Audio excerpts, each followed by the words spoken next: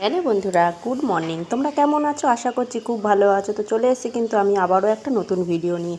তো নতুন ঘরে বৃহস্পতিবার সকাল থেকে সন্ধ্যা অবধি কী কী কাজ করি তো সেটাই তোমাদের সঙ্গে শেয়ার করবো বলে চলে এসেছি।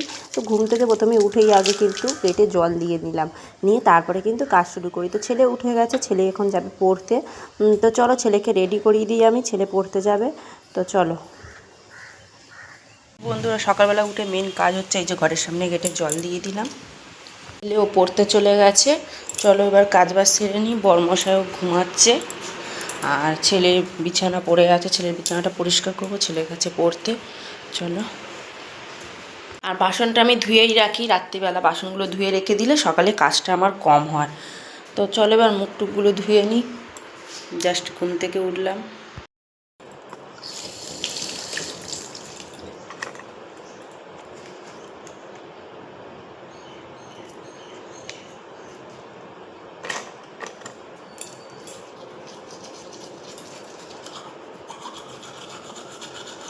তারপরে ছেলের ঘরে চলে এসে ছেলের বিছানাটা পরিষ্কার করতে, আর ভেবো না যে বাসি জামা কাপড়ে ঘরে কাজবাজ করছি, না। ঘুম থেকে উঠে আগে কিন্তু আমি বাথরুমে গিয়ে নাইটিটা বদলে নিই, নিয়ে তারপরে কিন্তু গেট খুলে গেটের জলটা দিই।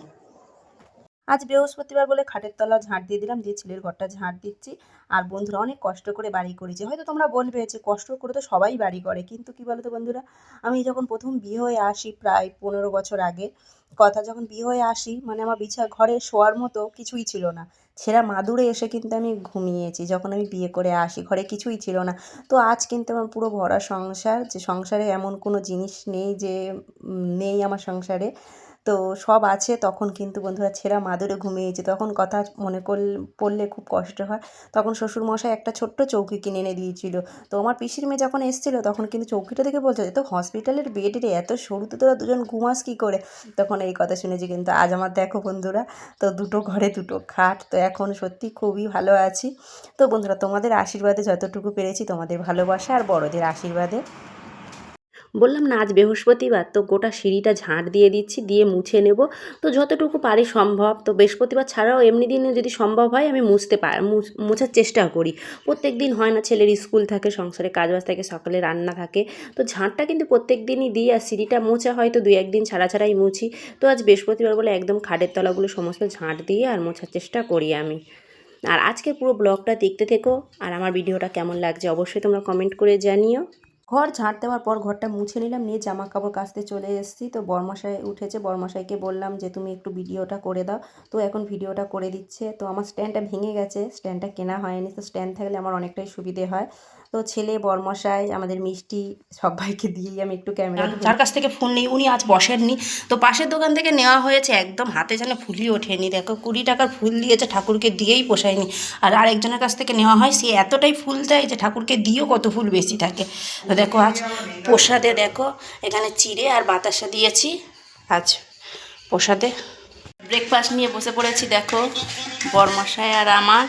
তো আলুর তরকারি, লাড্ডু আর রুটি সকালে বানিয়েছিলাম। তো রুটি করার ভিডিওটা তোমাদের সঙ্গে শেয়ার করা হয়নি। চলো খেতে থাকি।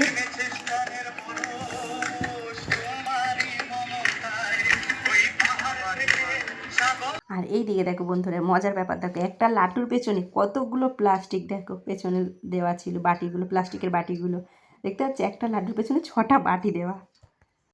পুরো খাওয়া দাওয়া সেরে বিকেলে ঘুম থেকে উঠলাম, উঠে আর এইদিকে কিন্তু ফল কেটে নিয়েছি, আমরুল, আর এইদিকে তরমুজ। লিচি ড্রিঙ্কটা দাও। আর এইদিকে বর্মা দেখাচ্ছে লিচি ড্রিঙ্ক। সন্ধে দিয়ে বরমশাই সকালে গেছিলো একটু বাজারে, তো উইংস নিয়ে এসেছিলো, তো এখন উইংস ফ্রাই করছি। তা খাবো, খেয়ে ছেলেকে নিয়ে যাবো ক্যারাটে ক্লাস। তো ছোটো কড়াই করে করছি, অল্প তেলে তেলে করছি, আস্তে আস্তে করে। আচ্ছা, আমার ভিডিওটা এই পর্যন্ত। তো কেমন লাগলো অবশ্যই কমেন্ট করে জানিও। তো আজকের মতো টাটা, বাই বাই, সবাই ভালো থেকো।